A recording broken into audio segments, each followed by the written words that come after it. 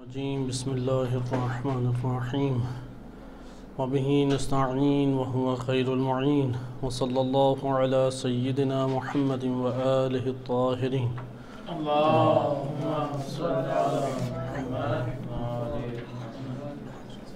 اعظم اللہ اجورنا واجورکم بمصابنا بالحسین علیہ السلام۔ شہادت امام حسین علیہ السلام کی مناسبت سے آپ کی خدمت میں قیام امام حسین علیہ السلام کی اساس اور بنیاد کا موضوع پیش کیا جا رہا تھا۔ گزشتہ جلسات میں ہم نے چند نکات ملاحظہ کیے کہ جس میں پہلا امر یہ تھا کہ ہر تحریک کی کچھ بنیادیں ہوتی ہیں، ہر انقلاب کی کچھ بنیادیں اور ستون ہوتا ہے جس کے اوپر وہ پوری کی پوری بلڈنگ یا تحریک قائم ہوتی ہے۔ امام حسین علیہ السلام کی تحریک اور قیام وہ دین الہی کی خاطر تھا، اس کا محور، اس کی بنیاد، اس کی اساس دین الہی تھی۔ دوسرا ہم نے جو اہم ترین اساس کو مطالعہ کیا وہ دین کی آئیڈیالوجی کا شعور ہے۔ یہاں پہ اس ترتیب کو ہمیں ملاحظہ کرنا ضروری ہے۔ ہمارے مفکرین اسلامی نے اس کو اپنی کتب میں بیان بھی کیا ہے کہ ایک تحریک یا انقلاب جب وہ برپا ہوتا ہے تو کم سے کم تین چیزیں اس کے لیے ضروری ہیں۔ یہ اس سے ہٹ کر ہے کہ جو پہلے ہم ایک مطلب پڑھ چکے ہیں کہ عقل و شعور کا ہونا ضروری ہے اور احساسات اور جذبات کا اس عقل و شعور کے نظریے سے وابستہ ہونا ضروری ہے اور یہ محرک بنے انسان کے لیے۔ اسی کو ایک اور زبان میں ہم اس طرح سے بھی کہہ سکتے ہیں کہ جب تک ایک آئیڈیالوجی نہ ہو، جب تک ایک مکتب وجود نہ رکھتا ہو، تب تک کوئی تحرک برپا نہیں ہو سکتا۔ لہذا مکتب اگر کوئی وجود رکھتا ہے، ابھی ہم اس کے اوپر نہیں آتے کہ وہ مکتب حق ہے یا باطل ہے۔ مکتب کا وجود ہونا ضروری ہے ایک معاشرے کے اندر ایک تحرک کو برپا کرنے کے لیے۔ اگر مکتب وجود نہیں رکھتا تو پھر کوئی تحریک اور انقلاب برپا نہیں ہو سکتا۔ ہماری نظر میں امام حسین علیہ السلام نے جس مکتب کو امت کے سامنے پیش کیا یا جو مکتب خود ان کے وجود میں تحرک کا باعث بنا، اس مکتب کا نام مکتب اسلام ہے۔ لہذا یہاں سے ہمیں اپنا ایک وظیفہ بھی سمجھ آ جاتا ہے کہ آج کے دور میں جب ہم اپنے علاقوں میں تبلیغات کے لیے جائیں، جب ہم دین اسلام کو کسی کے سامنے پیش کریں تو ہمارے لیے ضروری ہے کہ ہم بعنوان مکتب پیش کریں۔ اگر ہم نے مکتب کے مطابق پیش نہ کیا تو دین کو سمجھنا مشکل ہو جائے گا یا اصلاً دین قابل فہم نہیں رہے گا۔ یہ وہی مسئلہ ہے کہ جو آپ کی خدمت میں ذکر کیا کہ ایک منظومہ فکری بنانا اور اسے تشکیل دینا بہت ضروری ہے، کیونکہ انسان اپنی زندگی میں مراحل طے کرتا ہے، کچھ وظائف کا تعین کرتا ہے، تو جب وہ مطالعہ دین کا کرے تو اسی باب سے کرے۔ بس پہلا ہمارے پاس عنصر کیا ہو گیا جسے ہم نے ستون اول، اساس اول قرار دیا، وہ دین الہی بعنوان مکتب ہے۔ یہاں سے آپ کو یہ فکری ہمارے بیانات جو معاشرے میں سنائی دیتے ہیں، ہمارے معاشرے میں فکری اہل فکر و نظر کے جو بیانات ہیں، انتخاب جو موضوع کرتے ہیں، آپ کو اس سے بھی یہ معلوم ہو گیا کیوں انہوں نے یہ موضوع معین کیا، کیوں یہ موضوع انتخاب کیا۔ کیونکہ جہاں پر بھی دین اسلام کو، دین تشیع کو مکتب کی صورت میں آپ پیش نہیں کرتے، وہاں پہ آپ معاشرے میں مکتب کی اساس میں تحرک برپا نہیں کر سکتے۔ ایک تو آپ کے وجود میں بھی نہیں ہوگا، نمبر دو معاشرے میں بھی نہیں کر سکتے۔ لہذا ہم یہ نہیں کہتے کہ جو بھی اپنے علاقے میں کام کرے یا ایک جگہ کے اوپر کوئی ادارہ بنائے وہ تمام کے تمام ثمرات اور تمام کے تمام نتائج حاصل کر لے گا، ایسا ہرگز نہیں ہے۔ لیکن ترتیب ہمیں معلوم ہونی چاہیے کہ ہم جس طریقے سے امام حسین علیہ السلام کی نہضت سے استفادہ کر رہے ہیں، قیام امام حسین علیہ السلام کے اس موضوع سے استفادہ کر رہے ہیں، تو ہمارے سامنے یہ بات اجاگر ہوئی، یہ بات روشن ہوئی کہ ہمیں بعنوان مکتب اب دین کو لینا ہے۔ اس ٹائم ایک بہت بڑی پریشانی جو ہمارے حلقہ احباب کو حاصل ہے اور خصوصاً یونیورسٹیز کی دنیا اس کا زیادہ شکار ہوتی جا رہی ہیں جو ماڈرن دنیا ہے زیادہ شکار ہوتی جا رہی ہے وہ سیکولرزم اور لبرلزم جیسی مشکلات سے دوچار ہونا ہے، یعنی لادینیت کی طرف جا رہی ہیں، الحاد کی طرف جا رہی ہیں۔ آپ ایک دفعہ اگر ان کی باتوں کو سنیں، غور و فکر کریں، تو بلا شک و شبہ آپ اس نتیجے پہ پہنچیں گے کہ ان کا اس لادینیت کی طرف جانے کا اور الحاد کی طرف جانے کا ایک اہم سبب ان کا وہ دین ہے جو انہوں نے معاشرے سے لیا ہوا ہے۔ اصل میں وہ دین ہے کہ جو ان کو الحاد کی طرف لے کے جا رہا ہے، وہ دین ہے کہ جو انہوں نے معاشرے سے حاصل کیا وہ انہیں لادینیت کی طرف لے کے جا رہا ہے۔ مثلا ان کے مختلف طرح کے سوال ہوتے ہیں، آپ ان سوالوں کو دیکھیں گے تو معلوم ہوگا کہ ہر جگہ پہ جو وہ یہ سوال کر رہا ہے اس کی اساس معاشرے کے اندر سے ایک اختیار کیا ہوا اس کا نظریہ ہے، اس کا دین ہے۔ معاشرے کے اندر، ممبر کے اندر سنی سنائی باتوں پہ اعتقاد قائم کرنا اس نے اس کے لیے مشکل بنایا ہے۔ وہ جس دین کا قائل ہے وہ دین نہ اس کی انفرادی زندگی کے مسائل حل کرتا ہے، نہ اس کی اجتماعی اور سیاسی زندگی کے مسائل حل کرتا ہے۔ وہ کہتا ہے پھر اس دین کا کیا فائدہ ہے؟ اگر اس دین نے سارے فوائد ہمیں آخرت میں ہی دینے ہیں تو اس دین کے لیے پھر اس دنیا کے لیے دین نہ ہوا۔ لہٰذا سیکولرزم یہی آ کے کہتا ہے کہ دین اس دنیا کے لیے نہیں ہے، لہٰذا تم لوگ سارے نجی اور ذاتی طور پہ اپنے دین کو اختیار کرو، اس سے ہمیں کوئی ٹکراؤ نہیں ہے، لیکن دین اس دنیاوی امور کے لیے نہیں ہے۔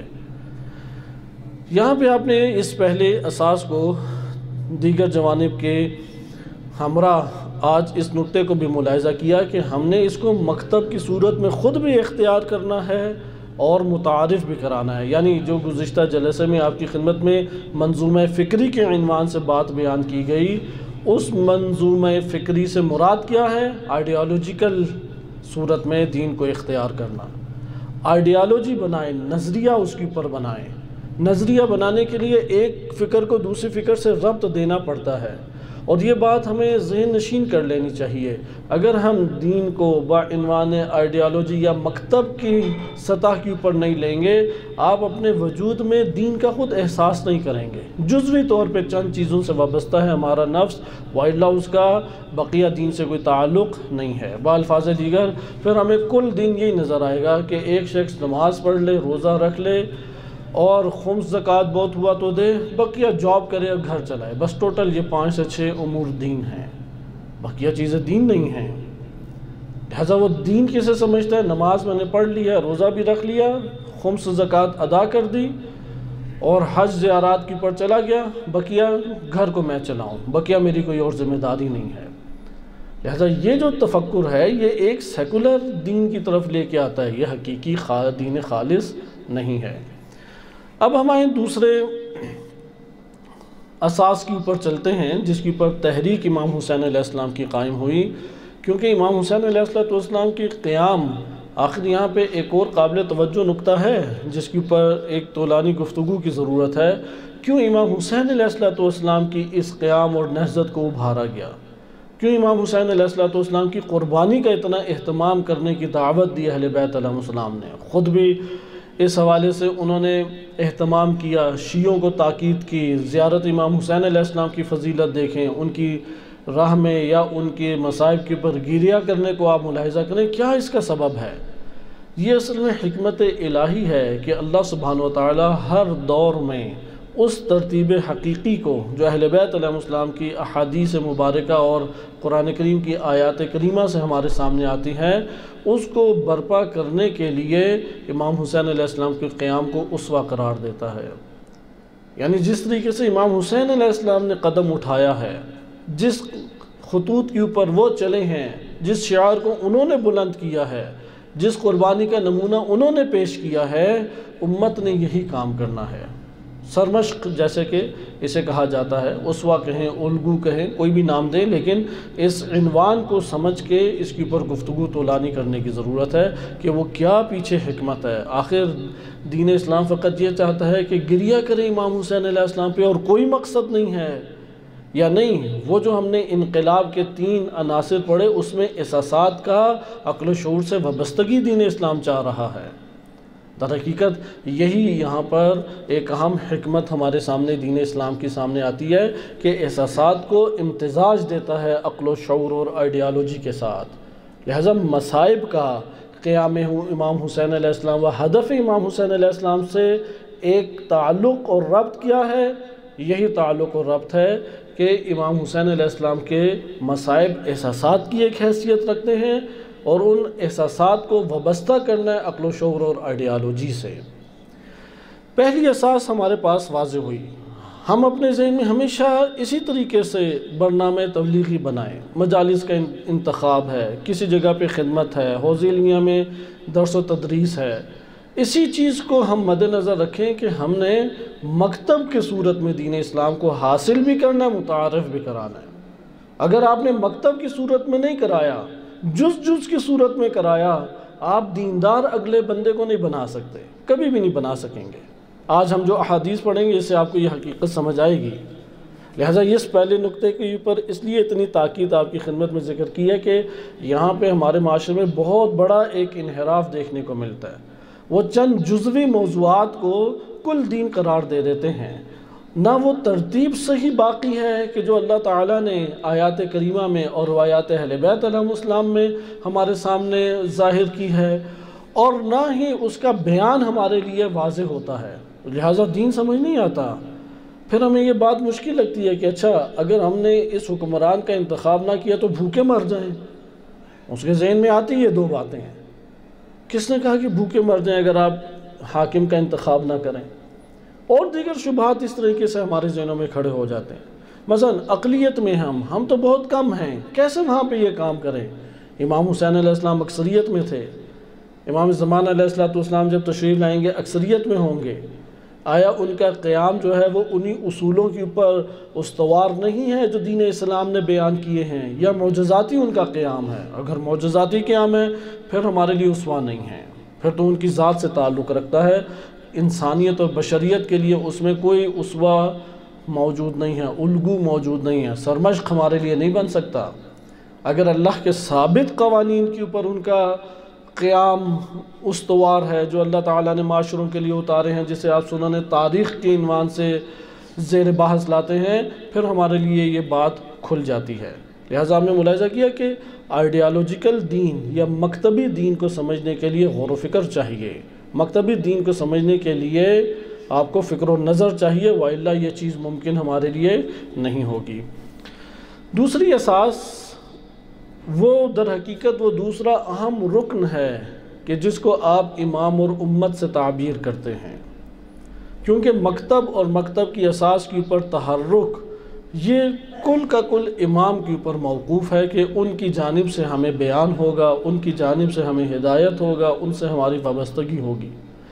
دوسرا یہ ہے کہ امت اس آئیڈیالوجی کا فہم رکھتی ہو۔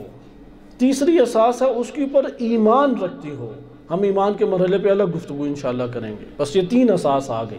بس پہلی اساس کیا ہو گئی؟ مکتبی دین کے طور پہ متعارف کرائیں۔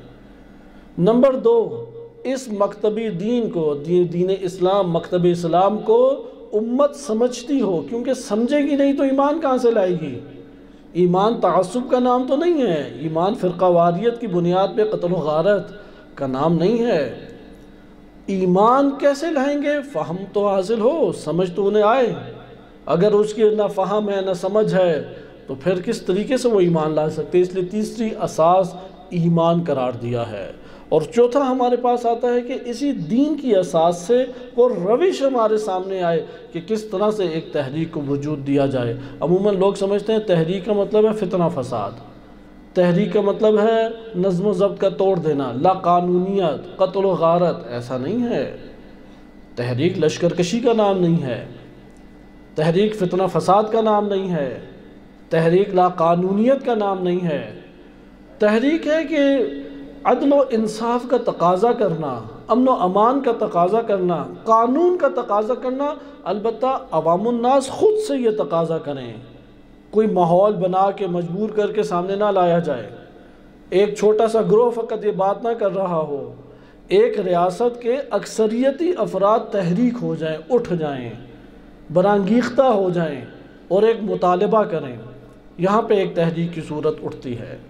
ایسا وہاں پہ پھر ایک انقلاب کی صورت کامیابی کی طرف آگے بڑھتی ہے۔ اگرچہ آغاز ایک گروہ سے ہوتا ہے، حزب اللہ یعنی اللہ کی حقیقی جماعت سے ہوتا ہے، لیکن یہ جماعت پر اثر ہوتی چلی جاتی ہے۔ اب کتنے عرصے میں یہ جماعت پر اثر ہوگی، یہ ہمارے اعداد و شمار سے باہر ہے۔ مثلا اس کی مثال دیکھیں، اصحاب کہف بڑی عظیم شخصیات تھیں، چند افراد تھے کہ قرآن نے ان کی تعداد میں ہمیں شک میں مبتلا رکھا، تعداد واضح نہیں کی، 5 ہیں، 3 ہیں، 7 ہیں، لیکن ان کے کام میں قرآن نے شک ڈالا ہے۔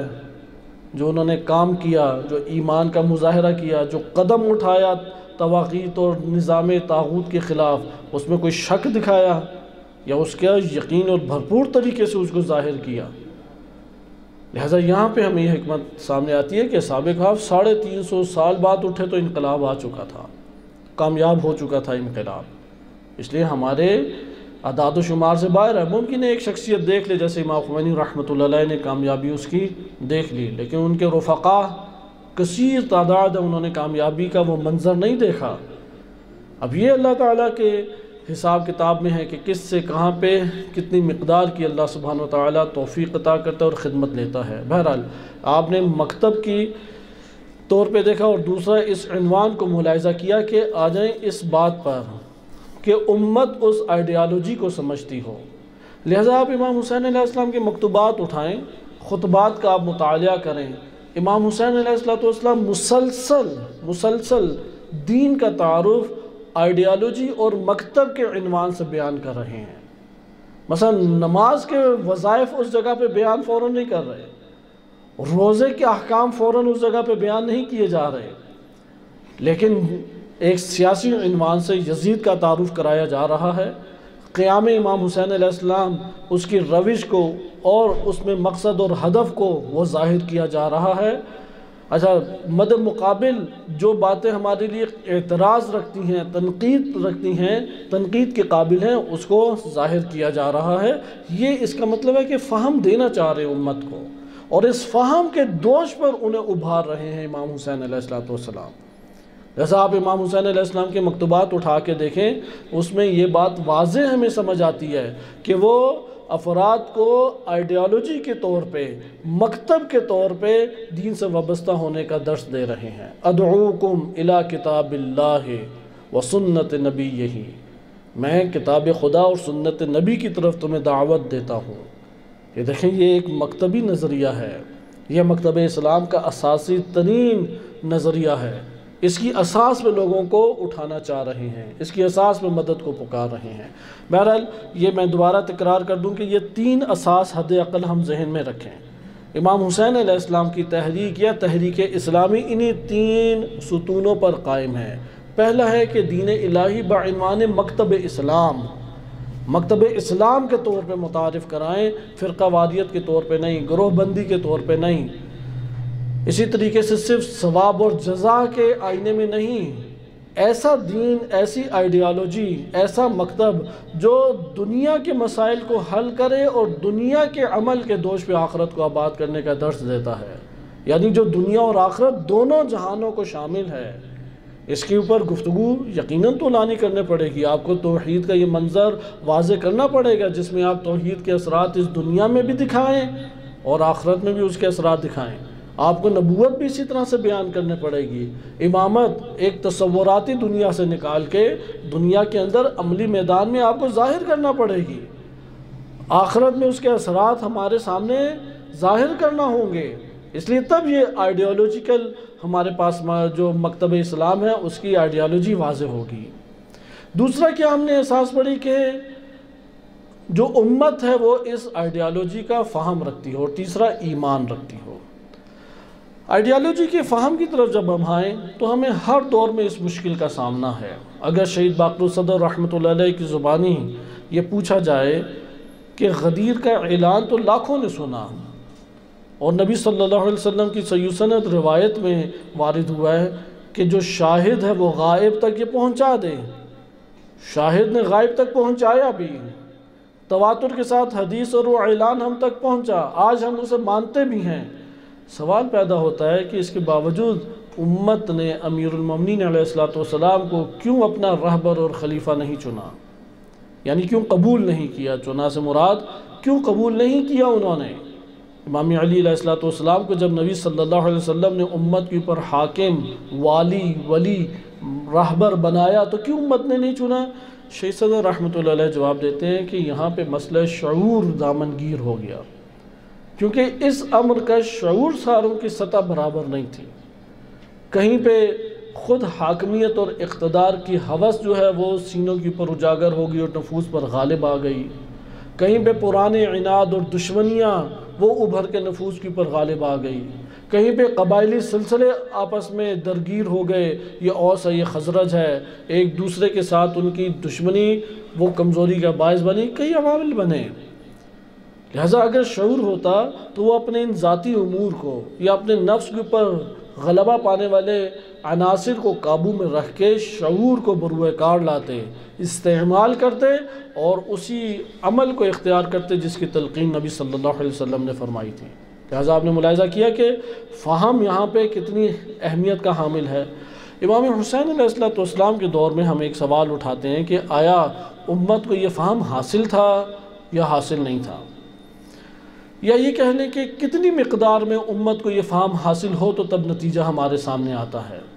اگر ہم غور و فکر کریں تو ہم یہ بات کہہ سکتے ہیں اتنی مقدار میں کم سے کم امت کے افراد اس آئیڈیالوجی کو اور مکتب اسلام کا فہم رکھتے ہوں کہ وہ نصرت کر سکیں، ساتھ دے سکیں، قدم بڑھا سکیں، اور اتنی مقدار امام حسین علیہ السلام کے دور میں انہیں مہیا ہوئی۔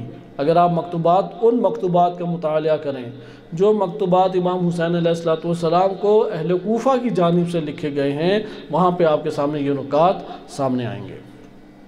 یہاں پہ آج عصر حاضر کا آپ اگر جائزہ لیں تو آپ کو ایک بہت بڑی مشکل اپنے معاشرے کے اندر نظر آئے گی کہ ایک تو مکتب اسلام کے عنوان سے مکتبی طور پہ دین کا تعارف نہیں کرایا گیا۔ نمبر 2 کیا مشکل پیش آئے گی آپ کے سامنے؟ دوسری بڑی مشکل آپ کو یہ پیش آئے گی کہ اس مکتب کے اوپر فہم موجود نہیں ہے، معرفت افراد کی موجود نہیں ہے۔ اگر ایک جگہ پہ معرفت موجود ہو تو ترتیب ہمیشہ ٹھیک ہوتی ہے۔ مثلا اگر آپ نے ایک بچے کو دیکھنا ہو کہ اسے گنتی آتی ہے یا نہیں تو آپ کیسے پہچانیں گے اس کی ترتیب ٹھیک ہے یا نہیں؟ اگر وہ گنتی اس طریقے سے سنائے کہ 5 6 4 3 2 1 آپ کہیں گے کہ اسے گنتی آتی ہے؟ آپ یہ کہیں گے کہ اسے گنتی نہیں آتی۔ کیوں نہیں آتی؟ ترتیب ٹھیک نہیں ہے۔ اس جگہ پہ دین ہم سے یہ تقاضا کرتا ہے کہ آپ کی ترتیب ایک منظم ہونی چاہیے، وَإِلَّا منظومہ فکری بھی نہیں بنتا، وَإِلَّا مکتبی طور پہ نظریاتی طور پہ دین کا اختیار کرنا بھی نہیں کہلاتا۔ اس لیے اس جگہ پہ بہت دقت کی ضرورت ہے۔ اگر نفوس کو ہم جھانک کے دیکھیں اور ان امور کو دیکھیں جو ہمارے سامنے امام حسین علیہ السلام کے فرامین کے مطابق سامنے آ رہے ہیں، ایسا محسوس ہوگا گویا کہ ہم دیندار ہی پھر نہیں تھے، کیونکہ ہم نے تو چند چیزوں کو دین قرار دیا ہوا تھا۔ ایک ہم نے نماز پڑھ لی، عزاداری میں شرکت کی، روزہ رکھا، جاب کی، گھر کو سنبھالا، ختم دین۔ اتنا سا دین اللہ تعالیٰ نے نہیں اتارا، یہ تو دین کا ایک جز ہمارے سامنے آیا۔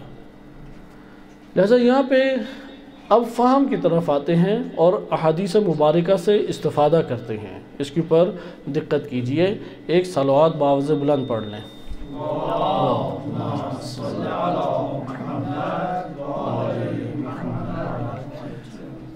اپنی توجہ اس طرف رکھیں، اس وجہ سے یہ آپ کی خدمت میں تھوڑا سا وقفہ لایا گیا ہے۔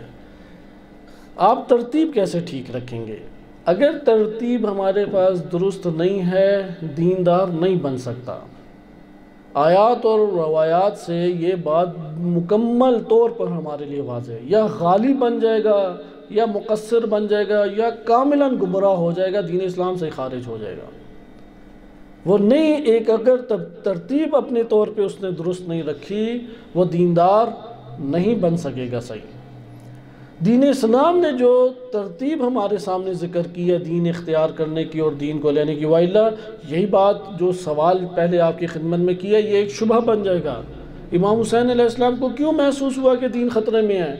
حج تو ہو رہا ہے، زیارات بھی ہو رہی ہیں، روزے رکھے جا رہے ہیں، حافظ موجود ہے، عابد زاہد تو اس دور کے چوٹی کے عابد زاہد موجود تھے، فقہا بھی موجود تھے، امام حسین علیہ السلام کی تعظیم بھی کی جاتی تھی، انہی کو پکڑا جاتا تھا جن سے حکومت خوف کا احساس کرتی تھی، شیعوں کو دبایا جاتا تھا فقط۔ شیعہ کتنے ہوں گے؟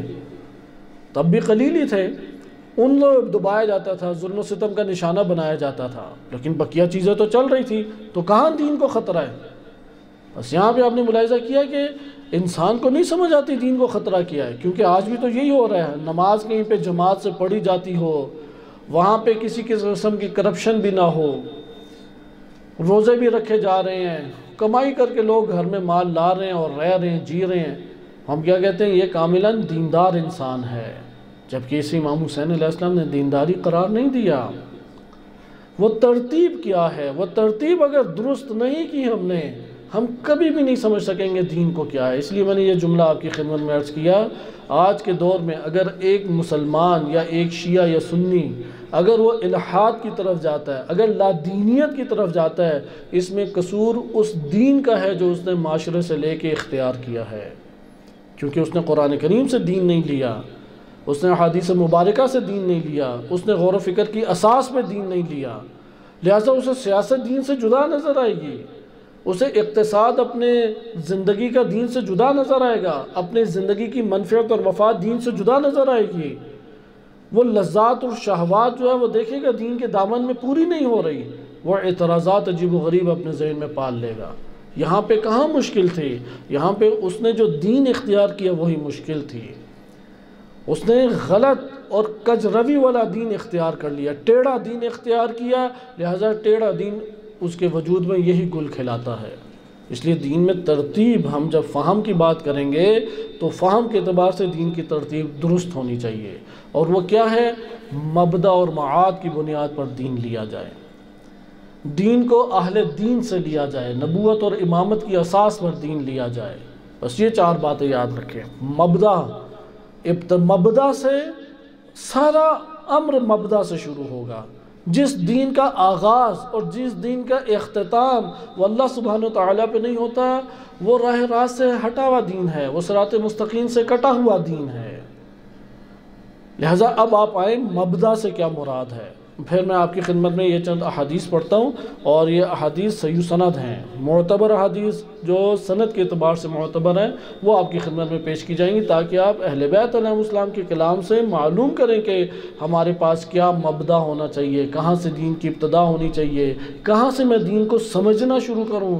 مولانا سے دین کو سمجھنے کا آغاز نہیں ہوتا، منبر سے دین کو سمجھنے کا آغاز نہیں ہوتا، گھر کے رسم و رواج اور گھر کی باتوں سے سمجھنے کا دین کا تعلق نہیں ہے، دین کا تعلق انسان کی فطرت سے ہے، دین کا تعلق انسان کے غور و فکر سے ہے۔ منبع دین قرآن کریم و ائمہ اطہار اہل بیت علیہ السلام ہیں۔ لہٰذا ادھر آئیں آپ مبدأ کی بات۔ مبدأ سے مراد یہ ہے، اگر آپ نے حاکمیت کو دیکھنا ہے تو آپ یقین جانیں، اعتقاد رکھیں، حاکمیت کا حق فقط اللہ کو ہے، اس کے بعد اللہ جس کو دے اس کو ہے۔ اسی طریقے سے اگر آپ نے کوئی اور امر شروع کرنا ہے کہ کہاں سے اس کا آغاز ہوتا ہے، ہر شے کا آغاز اللہ تعالیٰ کی ذات سے ہونا چاہیے۔ جس جگہ پر بھی اللہ سبحانہ و تعالیٰ سے آغاز نہیں ہوتا وہ دین سے کوئی تعلق نہیں رکھتا۔ لہذا دین کا آغاز مبدأ سے، اگر مبدأ ہمارے سامنے نہیں ہے تو پھر کوئی چیز نہیں ہے۔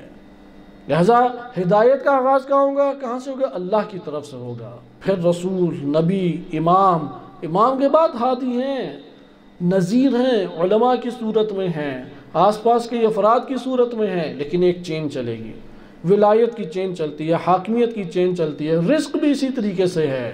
ہر شے اللہ سبحانہ و تعالیٰ سے آغاز ہوتا ہے، اختتام بھی اللہ تعالیٰ کی طرف ہی اس کا ہونا چاہیے، وَإِلَّا دین نہیں ہے۔ ہمارے غصہ غضب کی بنیاد کیا ہونی چاہیے؟ ابھی تو یہ محسوس ہوتا ہے اپنا رجحان، فلاں مجھے بڑا اچھا لگتا ہے، فلاں سے میں دوستی کر لوں۔ کیوں دوستی کر لوں؟ کس نے اختیار دیا کہ تم دوستی کر لو؟ الحب للہ والبغض للہ، پورا الکافی میں چیپٹر ہے پورا ایک۔ تمہاری دوستی کی وجہ بھی اللہ کی ذات ہونی چاہیے، نفرت کی وجہ بھی اللہ کی ذات ہونی چاہیے، وَإِلَّا دین نہیں ہے یہ تو تم دین سے ہٹ کے جہاں پہ ذاتیات تمہیں شامل ہو گئی۔ لہٰذا اسی طریقے سے حاکمیت کی بات آتی ہے، جب آپ اس ترتیب سے آئیں گے آپ سب سے بالا تر توحید کو قرار دیں گے، سب سے بالا تر کلمۃ اللہ ہی العلیٰ، پھر آپ قرار دیں گے ہاں اللہ کے دین کو غالب ہونا چاہیے، اللہ کے بندوں کو بندگان الہی بننا چاہیے، بندگان شیطان نہیں بننا چاہیے۔ یہ مملکت زمین کرۂ ارض یہ اللہ کی خلقت ہے، یہ مملکت الہی ہونی چاہیے، مملکت شیطانی نہیں ہونی چاہیے۔ یہاں سے آپ کے سامنے دین اور غیر دین کا ٹکراؤ ہوگا۔ آئیں اب آپ احادیث کو مطالعہ کریں، یہاں پہ سوال پیدا ہوگا کہ اگر کوئی شخص بالفرض حاکم کو نہیں مانتا، کیونکہ اللہ تعالیٰ حاکم ہے، بندگان خدا، اللہ تعالیٰ نے آغاز ہی دین کا کہاں سے کیا ہے؟ زمین کے اوپر بندے اور بندوں پر حاکمیت، حاکمیت کی اساس پہ بقیہ دین کو اللہ تعالیٰ نے ظاہر کیا ہے۔ اس لیے اگر حاکمیت کا آپ انکار کر دیں، زبان سے انکار کریں یا عمل سے انکار کریں یا فکر و نظر میں انکار کر دیں، آپ دین کی راہ سے ہٹ جائیں گے۔ بے شک نماز ادا کرتے رہیں، بے شک حج کرتے رہیں۔ مثلا ایک شخص ہے نماز ادا کرتا ہے، حج ادا کرتا ہے، بڑا امانت دار ہے، تمام کی تمام امانتوں کو، وعدوں کو وفا بھی کرتا ہے، پورا بھی کرتا ہے، لیکن اللہ کی حاکمیت کے تسلسل میں کجروی کا شکار ہے، گمراہی کا شکار ہے۔ اللہ کی حاکمیت کو مانتا ہے، پھر اللہ نے اپنی حاکمیت کو جن ذرائع سے ظاہر کیا ہے اور جن کو اوپر ہمارے حاکم بنایا ہے، ان کی حاکمیت میں کجروی کا شکار ہے۔ ادھر آپ اسے دیندار کہیں گے یا غیر دیندار کہیں گے؟ اگر اہل بیت علیہ السلام سے پوچھیں وہ غیر دیندار کہیں گے، اسے کہیں گے بے شک نمازیں پڑھتا ہے، قرآن کا حافظ ہے، تلاوت قرآن بھی کرتا ہے، درس تفسیر و حدیث بھی دیتا ہے، لیکن ترتیب میں اس نے اشتباہ کیا ہے، لہٰذا اسے دین سے ہٹائے گی۔ دین اسلام یعنی معاشرے کے بالآخر مسائل حل کرنے ہیں تو ہر ایک موقف رکھتا ہے، دین اسلام کا بھی ایک موقف ہے۔ مثلا آپ چاہتے ہیں کہ معاشرے کے اندر سے برائیاں ختم ہو جائیں، کرپشن بھی ختم ہو جائے، فسق و فجور معاشرے سے ختم ہو، سود کا نظام ختم ہو جائے، ربا وغیرہ یہ ساری چیزیں ختم ہو، کیسے ختم کریں گے؟ کوئی کہتا ہے میں تبلیغ کرتا رہوں گا انفرادی طور پہ، یہاں تک کہ ایک وقت آئے گا کہ سارے کے سارے ہی مسلمان اعلیٰ قسم کے ہو جائیں گے۔ یہ تبلیغی جماعت کا نظریہ ہے۔ تبلیغی جماعت اسی نظریے پہ ڈٹی ہوئی ہے، قائم ہے، ہر ایک کو تبلیغ کرو اور ایک وقت آئے گا کہ سارے کے سارے حلقہ بگوش اسلام ہو جائیں گے۔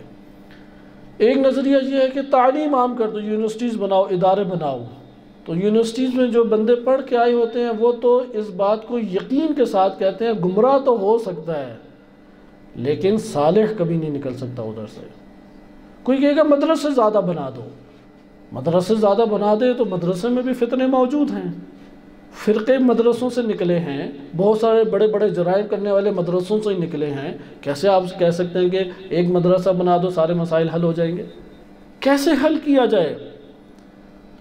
اگر کوئی کہے کہ میں اپنے آپ کو کر لوں، میں تو اپنے آپ کو سمجھتا ہوں کہ یار میں خود ہی ٹھیک ہو جاؤں تو بہت بڑی بات ہے، جیسے شکستہ لوگ، مایوس نا امید لوگ یہی کہتے ہیں میں خود ایک بند کمرے میں خود ٹھیک ہو جاؤں تو کافی ہے۔ یہ گمراہی سے بڑھ کر گمراہی ہے۔ دین اسلام نے تصور پیش کیا ہے معاشرے کی اصلاح اور معاشرے کے اندر تمام کی تمام برائیوں کا علاج، معاشرے کو صراط مستقیم کی پر گامزن کرنا، یا عدل و انصاف اور امن کا قیام فقط ایک صورت میں ممکن ہے، دو آپ کے پاس آپشن نہیں ہیں، صرف ایک صورت ممکن ہے، اور اس کا نام ہے حکومت اسلامی میں حاکم اسلامی کی اساس کے اوپر تبدیلی پیدا کرو۔ اگر حکومت اسلامی کی صورت میں حاکم اسلامی تبدیلی پیدا نہ کرے، کبھی بھی معاشرے کے اندر میں کبھی عدل و انصاف کا غلبہ نہیں آئے گا، دین کا غلبہ کبھی بھی نہیں آئے گا۔ ابھی بہت ساری باتیں ایران کے اندر بھی کی جاتی ہیں، مثال کے طور پہ یہ فلاں فرد آ گئے، فلاں فرد آ گئے، اگر یہ نہ ہوتے تو یہ ہو جاتا، یہ نہ ہوتے تو فلاں ہو جاتا۔ عموماً اس طرح سے سوچا جاتا ہے، وہ کہتے ہیں کیا مولانا حضرات کا اثر ہمارے سامنے آ گیا۔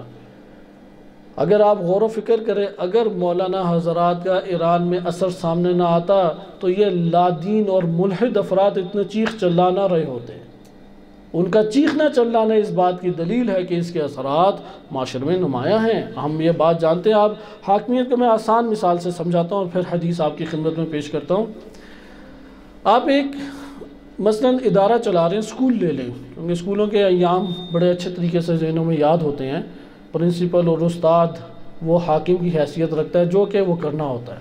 وہ ڈنڈے مارے، وہ اسکول سے نکالے، وہ ٹیچر بلائے پیرنٹس کو، سب کچھ انجام دیتے ہیں. اسکول کے اندر اگر ایک ہیڈ ماسٹر آتا ہے، مثلا ایک ٹیچر سخت آ جاتا ہے اور اس کی وجہ سے لڑکے کئی مسائل کا شکار ہوتے ہیں، یہ زیادہ بڑا اعتراض لڑکوں کے لیے ہوگا یا پرنسپل جو ہے وہ ٹیڑھا آ جاتا ہے؟ کہاں پہ زیادہ مسئلہ محسوس ہوگا؟ استاد کے اوپر یا پرنسپل پہ؟ اسکول لگتا ہے صحیح نہیں پڑھا آپ نے. اگر آپ اسکول کے اندر جائیں، اگر پرنسپل ٹیڑھا آئے تو ہر چیز تبدیل ہوگی ادھر. یہ ہمارے ادھر ایران میں 5-6 اسکول چل رہے ہیں غیر ایرانی. ان میں جو مسائل ہیں، چونکہ اس میں کچھ ایک حد تک وارد ہونا پڑا تو مسائل سامنے آئے. بعض 1-2 اسکول ہیں کہ وہ صرف پیسے کماتے ہیں اور انتہائی برے حالات ہیں ادھر کے. نہ ٹیچر راضی ہیں، نہ تنخواہیں ہوتی ہیں، نہ بچوں کو پڑھایا جاتا ہے، نہ کچھ اور ہوتا ہے. آپ ادھر ایک سروے کر کے دیکھیں، 99% ٹیچرز، سٹاف، اسٹوڈنٹس سارے ایک ہی بات کہتے ہیں کہ جو اسکول چلا رہا ہے اس کی طرف سے مشکل ہے. اور اگر کسی جگہ کے اوپر اسکول صحیح چل رہا ہے، وہاں پہ وہ ہیڈ ماسٹر ہے، وہاں کے اوپر جو اوپر بیٹھا ہوا بندہ ہے وہ ساری زحمت اور مشقت کرتا ہے، وہ ساروں کو ڈیل کرتا ہے، وہ ٹیچر کا نوٹس لیتا ہے، وہ کلاس میں دیکھتا ہے سبجیکٹ کیا پڑھائے جا رہے ہیں، وہ دیکھتا ہے کہ ان کی تفریح ہے یا نہیں، ان کے کھیل کود ہے یا نہیں، کوئی کلچرل کام ان کے اوپر ہو رہا ہے یا نہیں. وہ ساری چیزوں کا جائزہ لیتا ہے. ایک ٹیچر تو اکیلا جائزہ نہیں لے سکتا، کیونکہ اچھے ٹیچر کس ادارے میں نہیں ہوتے. ایک اکیلے ٹیچر سے کیسے ہو جاتا ہے یہ کام؟ اکیلا ٹیچر کبھی بھی سارے کام نہیں کر سکتا. لہٰذا اس اسکول کے اوپر جو حاکم آ کے بیٹھتا ہے اس کی مدد سے اکثر بیشتر مسائل حل ہو جاتے ہیں. آپ یہ خود ایک تجربہ اپنے علاقوں میں ہی جو اسکولوں میں سروے کر کے دیکھیں یا اداروں میں کر کے دیکھیں تو آپ کو پتہ لگے گا کہ اصل مشکل مدیر کی طرف سے آتی ہے. ہاں بعض اوقات آتی ہے کہ اگر پورا سٹاف اور اسکول کا سارا جو اسٹوڈنٹ سارے کے سارے اسٹوڈنٹس ہیں وہ سارے فاسد نکلیں، یہ ایک الگ مسئلہ ہے جو علاقائی مسائل ہوتے ہیں. لیکن عموماً آپ تاثیر دیکھیں گے کہ مدیر کی طرف سے سب سے گہری تاثیر ہے. لہٰذا دین اسلام نے یہاں پہ وہ فہم کا مرحلہ ہے. دین اسلام نے چھوٹی چھوٹی برائیاں، بڑے بڑے گناہ، ان سب کی اصلاح کا ضابطہ کیا رکھا ہے قانون کی صورت میں؟ وہ حاکم اسلامی کی مدد سے ہے. حکومت قائم ہو، حاکم اسلامی آئے، قانون کے دوش کے اوپر وہ معاشرے کے اندر اصلاح برپا کرے. یہاں پہ وسیع پیمانے پہ آپ دیکھیں گے کہ ایک تبدیلی پیدا ہو جائے گی. واحدہ تبدیلی پیدا نہیں ہو سکتی، چھوٹی چھوٹی جگہوں پہ تبدیلی پیدا ہوگی. اس حکمت کو ہمیں سمجھنا چاہیے. لہٰذا اب آپ کے پاس مثلا ہم پاکستان کی سرزمین اس وقت اس قدر الجھ چکا ہے ہمارا ملک کہ ممکن ہے کہ آئندہ آنے والے کچھ عرصے میں ایک تخمینہ لگایا جا رہا ہے یا ایک آپ کہیں کہ اندازہ گیری ہے کہ آئندہ آنے والے چند سالوں میں ممکن ہے کہ گورنمنٹ کے پاس تھوڑے سے بھی پیسے کسی کو دینے کے لیے نہ بچے. نہ تنخواہیں تو بالکل ہی نہیں ہوں گی، اداروں کے لیے جو بھیجے جاتے ہیں وہ بھی ان میں سے کوئی رقم دینے کے لیے باقی نہیں بچے گی. اس قدر اقتصاد کے طور پہ زوال پذیری ہمارے ملک میں آ چکی ہے. آپ پاکستان کے اب ان حالات کا جائزہ لیں. ایک طرف سے نامنیت کے حالات پیدا کرنے کی کوشش کی جاتی ہے. ان حالات کا اگر جائزہ لیں آپ کیا جواب دیں گے؟ آپ کہیں گے کہ چونکہ بے حجابی بہت زیادہ ہے اس لیے یہ سارے مسائل ہیں، چونکہ شیعہ کم نمازیں پڑھتے ہیں اور دیگر زیادہ نمازیں پڑھ رہے ہیں اس وجہ سے یہ مسائل ہیں، یا آپ یہ کہیں گے کہ کیونکہ یہاں پہ ہر جگہ پہ گانے انڈین لگے ہوئے ہیں اور بہت سارے افراد یہ گانے سنتے ہیں اور ایک خاص طبقہ شیعہ سنی دونوں میں دیندار وہ نہیں سنتا لیکن ان کے زیادہ تر سن رہے ہیں اس وجہ سے مسائل ہیں، یا آپ کہیں گے کہ یہ سارے کے سارے اوپر نظام کے اور نظام میں آئے ہوئے کرپٹ سیاستدانوں کے مسائل ہیں؟ آپ سب سے پہلے کس چیز کا تعین کریں گے؟ آئیں اب اس موضوع کے اوپر روایت پڑھیں تاکہ آپ کو معلوم ہو کہ یہاں سے فہم ہمارے سامنے آتا ہے. اس لیے جو افراد حاکم کے اعتبار سے، ناظم کے اعتبار سے، نظام کے اعتبار سے سکوت اختیار کرتے ہیں یہ افراد اہل بیت علیہ السلام کے کم سے کم دل کے ٹھنڈک نہیں بن سکتے. واقعاً وہ افراد ہمارے ملک میں پاکستان میں جو امامت کا نعرہ لگاتے ہیں، نظام میں امامت کی صورت، امامت کو مکتب کے طور پہ پیش کرتے ہیں، امامت کو نظام کے طور پہ پیش کرتے ہیں، وہ افراد کہ جو اسلام کے جو مسائل ہیں وہ امامت کے دوش پہ حل کرنے کی طرف رہنمائی کرتے ہیں، آپ یقین جانیں اگر قرآن اور اہل بیت علیہ السلام کی تعلیمات برحق ہیں، فقط وہی شخصیات ہیں جو امام زمان علیہ السلام کے دل کی ٹھنڈک ہیں۔ اگر دل کی گہرائی میں کوئی سکون پہنچاتا ہے تو یہ صدا سکون پہنچاتی ہے۔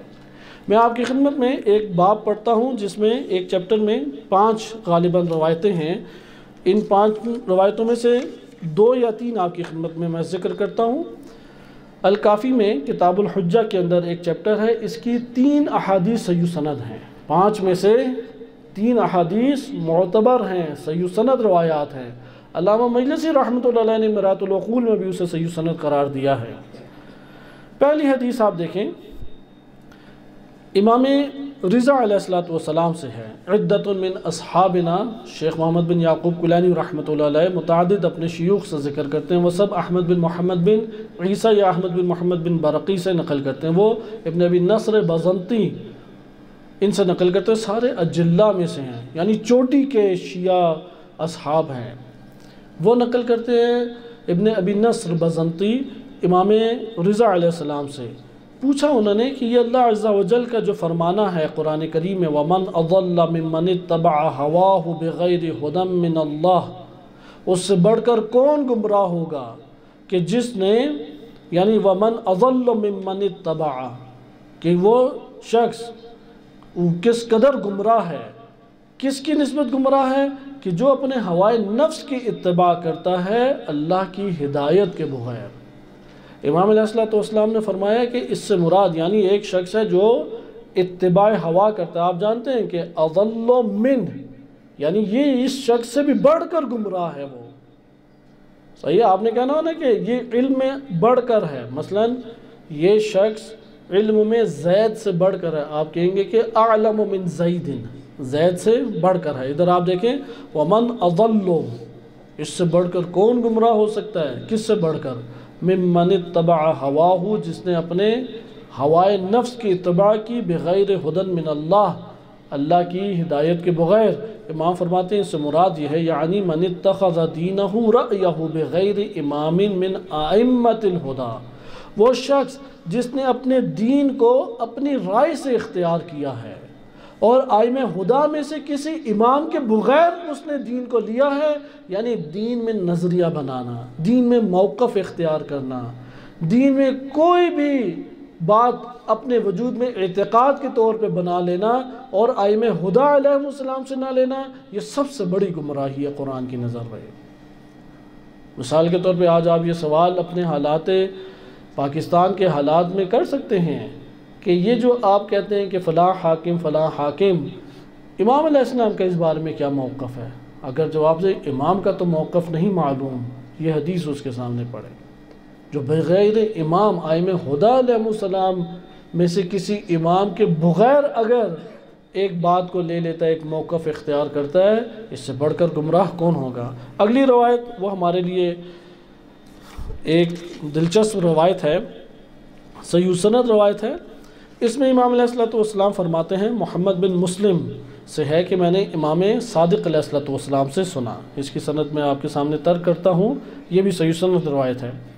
امام باقر علیہ السلام سے روایت نقل کرتے ہیں، امام باقر علیہ السلام فرماتے ہیں، کل من دان اللہ بعبادت، ہر وہ شخص جو اللہ کا اپنی عبادت کے ذریعے سے اللہ کے سامنے دین کو اختیار کرے، دان اللہ یعنی متدین و دین اختیار کرے عبادت کے ذریعے سے اللہ کے سامنے، یجہد فیہا نفسہ، ایسی عبادت جس میں خوب اپنے آپ کو اس نے جد و جہد میں ڈالا، حج کیا مثلا اس نے، لیال القدر میں راتوں کو جاگتا رہا، نماز شب ساری عمر پڑھتا رہا، روزوں سے رہا، وہ جیسا کہ خوارج آپ کے سامنے بہترین مثالیں ہیں، حافظ قرآن رہا، طرح طرح کی اس نے عبادات جسمانی انجام دی، جیسا کہ بعض اوقات انسان سوچتا ہے کہ میں جتنی جسمانی زحمتیں اٹھاؤں گا اس عنوان سے اتنی میری عبادت زیادہ ہے، عبادت ہمراہ معرفت ہے، ہاں معرفت کے بعد جد و جہد قیمت رکھتی ہے۔ بہرحال ادھر آپ دیکھیں، جس نے جد و جہد کی عبادت میں اور اپنے آپ کو خوب تعب اور مشقت میں ڈالا، وَلَا إِمَامَ لَهُ مِنَ اللَّهِ، اللہ کی جانب سے کوئی اس کا امام نہیں ہے، فَسَعْيُهُ غَيْرُ مَقْبُولٍ، اس کی ساری کاوشیں اللہ کی بارگاہ میں غیر مقبول ہیں، وَهُوَ ضَالٌ مُتَحَيِّرٌ، وہ گمراہ بھی ہے، حیران و سرگرداں بھی ہے، وَاللَّهُ شَانِيٌّ لِأَعْمَالِهِ، کہ اللہ سبحانہ وتعالیٰ اس کے اعمال سے بغض رکھتا ہے۔ ان شأنیک هو الابتر، آپ جیسے کہتے ہیں، البتہ ادھر ایک اور معنی میں شأن یعنی بغض رکھنا، نفرت رکھنا، صحیح، اللہ تعالیٰ اس کے اعمال سے بغض رکھتا ہے۔ وَمَثَلُهُ كَمَثَلِ شَاةٍ، اس کی مثال ان بکریوں کی سی ہے، ایک بکری ضلت عن رعیها، وہ اپنے چراوے کو کھو دیتی ہے، بکری ہے وہ اپنے چراوے کو کھو دیتی ہے، وَقَطِيعِهَا، اور ریوڑ سے جدا ہو جاتی ہے، قطیع ریوڑ کو کہتے ہیں، فَحَجَمَتْ ذَاهِبَةً وَجَائِيَةً، اور ادھر ادھر بھاگتی ہوئی بھوکی پیاسی ادھر ادھر ڈگمگا رہی ہے، یومہا، ایک دن ایک جگہ پہ اور دوسرے دن دوسری جگہ، اس کا نہ چراوا موجود ہے نہ اس کا ریوڑ موجود ہے۔ جس دن وہ ریوڑ سے جدا ہوئی ہے اپنے، اور جس دن وہ چراوے سے اپنے جدا ہوئی ہے، اس دن سے وہ ادھر ادھر بھٹک رہی ہے۔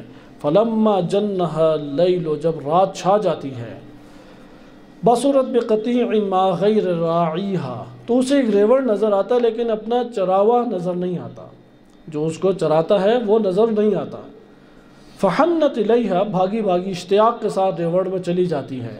واغترت بہا، اور جب وہاں پہ پہنچتی ہے تو اسے غافل ہو جاتی ہے اور وقت گزارتی ہے۔ فبادت معہا فی ربضتہا، اسی ریوڑ کے اندر وہ پورا کا پورا ٹائم گزارتی ہے، رات گزارتی ہے۔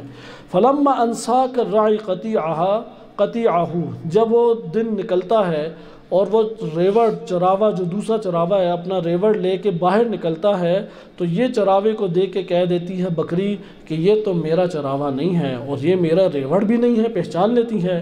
فحجمت متحیرتن، اب دوبارہ حیرت زدہ ہوگی، کہاں پر میں جاؤں، انکار کر دیتی ہے اس چراوے کے ساتھ جانے سے، اس ریوڑ کا حصہ بننے سے بکری انکار کر دیتی ہے، کہتی ہے اب میں کہاں پر جاؤں، لہذا تطلب راعیہا، اب ڈھونڈنے لگتی ہے اپنے چراوے کو، وقطیعہا، اور اپنے ریوڑ کو ڈھونڈنے لگتی ہے۔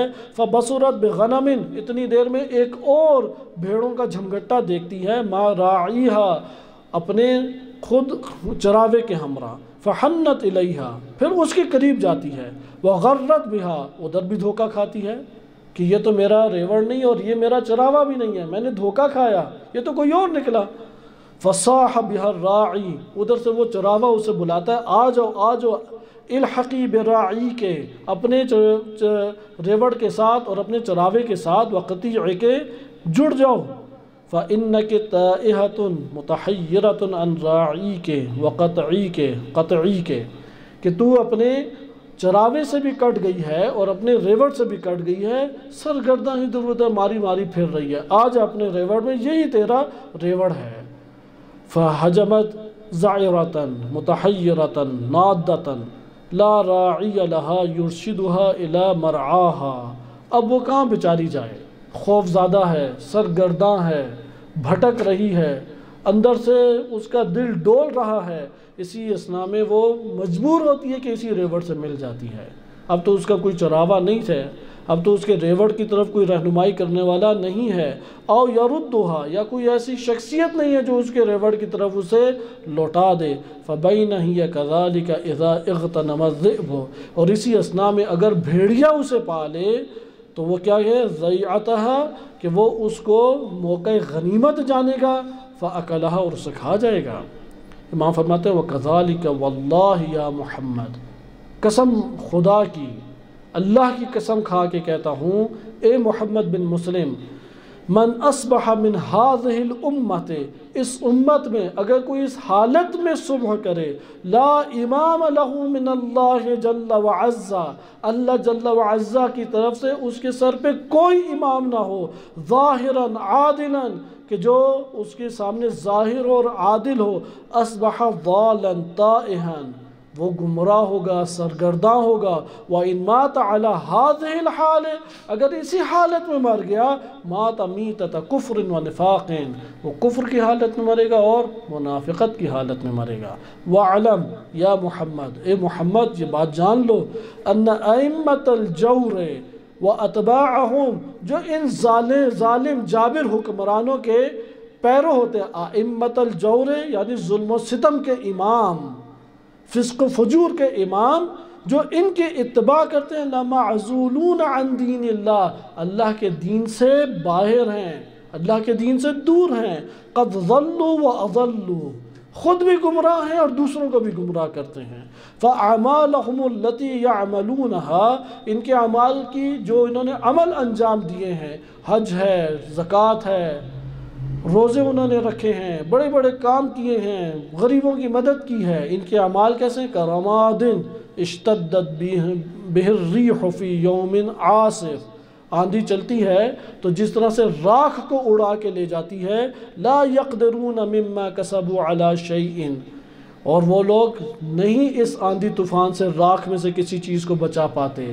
اسی طریقے سے ان کے اعمال بھی کَرَمَادٍ، یہ اڑ جائیں گے۔ ذَلِكَ هُوَ الضَّلَالُ الْبَعِيدُ، یہی سب سے دور کی گمراہی ہے۔ اگلی حدیث میں آپ کی خدمت میں تیزی سے پڑھ دیتا ہوں کیونکہ یہ دو روایتیں ہمارے پاس ہیں۔ ان دو روایتوں میں مطلب اور ترتیب کو دیکھیں۔ اگر حاکم کو آپ نے نہ مانا، آپ اعمال انجام دیتے رہیں، نماز پڑھتے رہے، روزے رکھتے رہیں، حج کرتے رہیں، حاکم اور حاکمیت الہی کے اوپر اگر بنیاد دین کی نہیں ہے، یہ دیندار نہیں ہے۔ یہ ہمیں گمراہ کیا گیا ہے کہ ہم ایسے افراد کو دیندار کہہ دیں۔ ہمیں کہنا چاہیے کہ تم دیندار نہیں ہو، کہ اگر نماز تو پڑھتا ہوں، کہ نماز پڑھنے سے تھوڑی دیندار ہوتا ہے۔ اس لیے اس حدیث کے اوپر آپ توجہ کریں۔ عبداللہ بن یعفور، وہ بیان عبداللہ ابن ابی یعفور کہتے ہیں، میں نے امام صادق علیہ السلام سے بیان کیا، انی اخالط الناس، میں لوگوں سے ملتا جلتا ہوں، مختلف طرح کے لوگ تھے، کئی طبقات تھے امام صادق علیہ السلام کے دور میں۔ آج تو اہل سنت ہم ایک شمار کرتے ہیں، اس وقت کئی فرقے ہوتے تھے، اشاعرہ ہیں، معتزلہ ہیں، قدریہ ہیں، جبریہ ہیں، حشویہ ہیں، پتہ نہیں کیا کیا ایک سلسلے تھے۔ کہتے ہیں میں کئی لوگوں سے ملتا ہوں، فَيَكْثُرُ عَجَبِ مِنْ أَقْوَامٍ، میں بڑا تعجب میں گرفتار ہو جاتا ہوں، اتنے زیادہ یہ لوگ ہیں، لَا يَتَوَلَّوْنَكُمْ، آپ سے تو کوئی محبت نہیں رکھتے اور آپ کی ولایت اور حاکمیت کے قائل نہیں ہیں، وَيَتَوَلَّوْنَ فَلَانًا وَفَلَانًا، فلاں فلاں کے، یعنی سابقہ جو حکام گزرے ہیں ان کے بڑے معتقد ہیں۔ لہم امانت، لیکن ایک بات ہے، یہ جو ہم مخالفین ہیں جو آپ کی ولایت کو نہیں مانتے، یعنی آپ کی حاکمیت اور راہبریت کو نہیں مانتے، یہ بڑے امانت دار ہیں۔ وصدق، سچے بھی بہت ہیں۔ ووفاء، تمام باتوں کو پورا کرتے ہیں، عہد و پیمان باندھنے کے وفا کریں گے، کرپشن نہیں کریں گے، امانتیں لوٹا دیں گے۔ وَأَقْوَامٍ يَتَوَلَّوْنَكُمْ، اور وہ لوگ جو آپ کی محبت کا دم بھرتے ہیں، آپ کی راہبریت کے قائل ہیں، لَيْسَ لَهُمْ تِلْكَ الْأَمَانَةِ، اس نوعیت کی کوئی امانت دار نہیں ہیں۔ وَلَا الْوَفَاء وَلَا الصِّدْقِ، نہ وہ وفا کرتے ہیں اپنی باتوں کی اور نہ ہی صدق ان میں سچائی پائی جاتی ہے۔ امام علیہ السلام فَاسْتَوَىٰ ابو عبداللہ جالساً، ٹیک لگائی ہوئی تھی، سیدھے اٹھ کے بیٹھ گئے، یہ بات سنی، کیونکہ اب کہہ رہے ہیں کہ وہ دوسرے دیکھا نہیں ہے کہ اتنے دیندار ہیں، ایسا آج کے دور میں کہتے ہیں اتنی نمازیں پڑھتے ہیں، اتنے حافظ ہیں، اتنے مدرسے ہیں، جماعت تو دیکھیں صفے در صفے بچھی جاتی ہیں، اور ادھر آ کے دیکھیں الگ الگ کھڑے ہو کے بھی خالی مسجد لگتی ہے۔ تو اٹھ کے بیٹھ گئے، فَأَقْبَلَ عَلَيَّ، اب ترتیب ادھر سے ترتیب دین پہ نگاہ رکھیں، فرقہ واریت کی یہاں پہ آپ کو لے جانا مقصود نہیں ہے کہ یہ فرقہ وہ فرقہ، نہیں، ترتیب ذہن میں رکھیں اعمال کی۔ فَأَقْبَلَ عَلَيَّ كَالْغَضْبَانِ، غصے کے عالم میں میری طرف آگے ہوئے۔ ثم قال، اور فرمایا، لا دین لمن دان اللہ بولایت امام جائر لیس من اللہ، اس شخص کا کوئی دین نہیں ہے جو اللہ کے سامنے دین اختیار کرے ایک ظالم جابر امام کے جو اللہ کی جانب سے نہیں ہے، اس کی ولایت کا قائل ہو کہ اللہ کے سامنے دیندار بنے۔ یعنی جو اللہ کی جانب سے امام نہیں ہے، ظالم ہے، جابر ہے، فاسق ہے، اس کی رہبری کو مانتا ہے، اس کی حاکمیت کو مانتا ہے، اور اس کی حاکمیت اور راہبریت کا قائل ہوتے ہوئے سارے کے سارے نیک اعمال بجا لا رہا ہے، لا دین لہو، وہ دیندار نہیں ہے۔ یہ ہمیں ذہن میں بٹھا لینا چاہیے۔ پھر فرماتے ہیں وَلَا عَتْبَ عَلَى مَنْ دَانَ، اس کے اوپر عذاب نہیں ہوگا کہ جو دین اختیار کرے بولایت امام، اس امام کی راہبریت اور ولایت کے ذریعے سے جو عادل ہے اور اللہ کی جانب سے ہے۔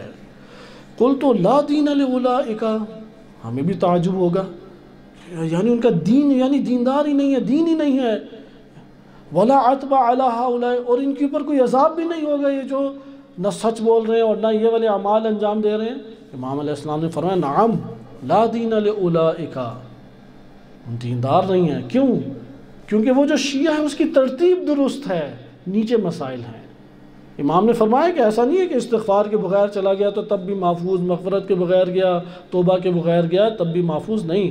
امام فرماتے ہیں لا دین لأولئک، وہ دیندار نہیں ہیں اور ان کے اوپر عذاب نہیں ہے۔